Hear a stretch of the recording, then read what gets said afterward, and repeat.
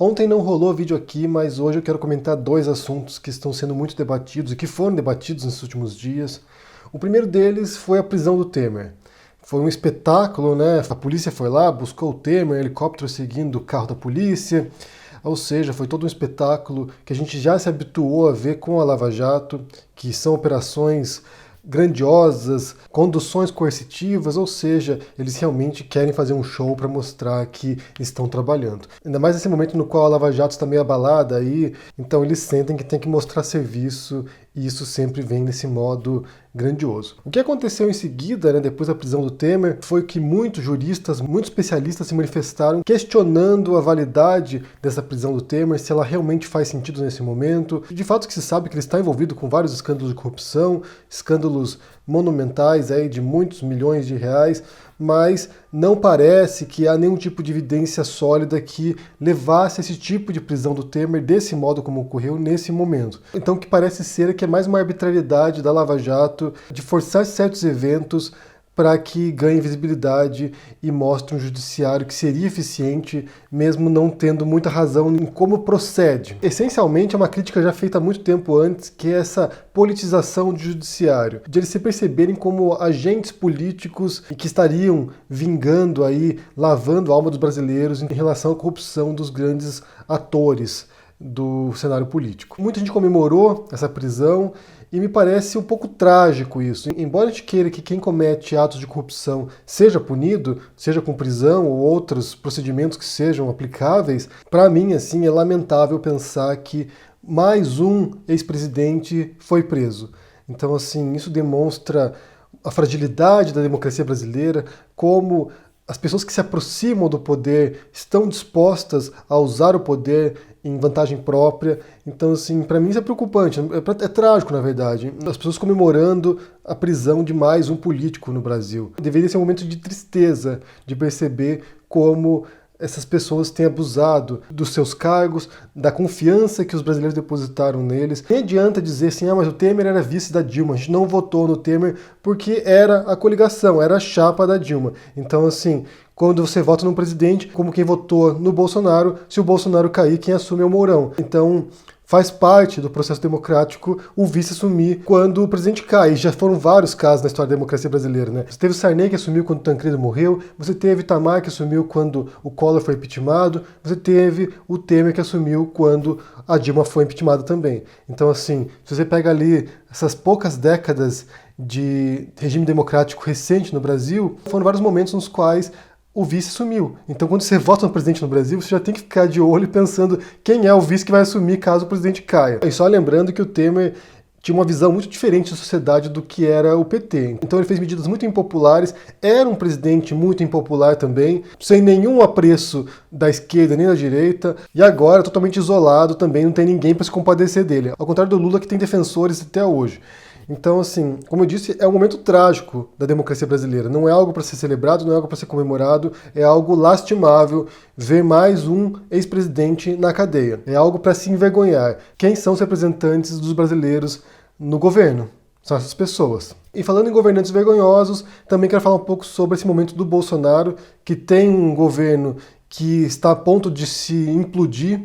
Ele é um incompetente, né? A gente já disse isso várias vezes, é uma pessoa completamente despreparada e agora ele está queimando pontes aí com o parlamento, né? Os filhos dele também são incontroláveis, fizeram ataques ao Rodrigo Maia, que é o presidente da Câmara, e não apenas eles, né? Você tem outros assessores ali, outras pessoas que estão constantemente atacando, e quando alguém tece alguma crítica ao governo, sejam parlamentares, seja jornalista, seja o que for, a tropa virtual do Bolsonaro, né, as milícias virtuais do Bolsonaro são implacáveis e vão atacar essas pessoas. Então, assim, o Rodrigo Maia teve ali um arranca-rabo, teve um desentendimento com o Sérgio Moro por causa do pacote anticrime, e isso serviu para que a tropa do Bolsonaro passasse a atacar o Rodrigo Maia, o que foi uma estratégia muito imbecil, porque, na verdade, quem está articulando ali, quem estava ajudando o Bolsonaro e o governo, né, para contribuir na votação da reforma da Previdência era o Rodrigo Maia, e agora ele já tirou o corpo fora, disse que, bem, se ele representa a velha política, que foi uma acusação que fizeram contra ele, né, que ele representava a velha política, se ele representa a velha política e o Bolsonaro a nova, então o Bolsonaro que se vire para conquistar os votos para passar a reforma. Isso pode significar, nesse momento, que a reforma da Previdência não vai passar, que seria talvez o único projeto relevante do governo Bolsonaro em termos de importância para o governo do Bolsonaro. Então, se não passar isso aí, se não for votado, ou se for votado e não passar, pode ser também o fim do governo do Bolsonaro em vários sentidos. Antes da eleição, a gente já dizia que o Bolsonaro teria dificuldades para poder se articular com o parlamento, porque ele é um inepto, ele era um parlamentar de baixa relevância, ele anunciava que queria governar de modo diferente, sem o tomar lá da cá, sem certas medidas que são tradicionais da democracia brasileira, e não apenas da brasileira, mas são recorrentes na política brasileira, e ele não tem conseguido fazer isso, ele não tem conseguido governar do modo como ele disse que governaria, tem feito algumas medidas que ele disse que não faria, e por outro lado também tem dificuldade para dialogar com o parlamento. Então assim vai ser muito difícil ele conseguir avançar suas propostas, as poucas que ele tem, né, porque o próprio Rodrigo Maia disse que ele nem sabe quais são as propostas do governo do Bolsonaro, que não são claras, tirando o pacote anticrime e tirando a reforma da Previdência, ele não sabe mais nada que o governo quer fazer. Então pode ser que a vida do Bolsonaro fique muito difícil nos próximos meses, justamente pela falta de articulação dele, de capacidade de governar. Foi uma das tragédias da Dilma também, a falta de governabilidade, e que você já vê logo de cara no governo do Bolsonaro. Alguém que é incapaz de dialogar com os demais. E com os filhos dele também, que são irresponsáveis e que não sabem se comportar. Então, assim, eles mais atrapalham do que eventualmente poderiam ajudar o governo. Inclusive, até a própria prisão do Temer também pode levar a uma certa fragilidade nessas articulações, porque alguns políticos que estão sendo investigados pela Lava Jato podem ficar com receio também agora de ser a próxima vítima da operação aí e também acabar preso. O que se vê, né, e o que se relata é uma total bagunça no governo, uma falta de comunicação entre as partes, os militares tentando apagar o fogo e controlar a situação, que eventualmente conseguem, mas às vezes não conseguem também, os filhos do Bolsonaro de maneira inconsequente publicando na rede social, e o próprio Rodrigo Maia também, numa entrevista ao Estadão, disse isso, né? Que o Bolsonaro tem que parar de governar pelo Twitter, que ele tem que tentar governar como um governante normal e dialogando com as partes importantes no processo democrático. E para vocês verem o grau de revolta dos parlamentares, eles estão querendo também derrubar essa isenção de visto para americanos que o Bolsonaro prometeu. Então, assim, eles vão começar agora a obstruir o governo.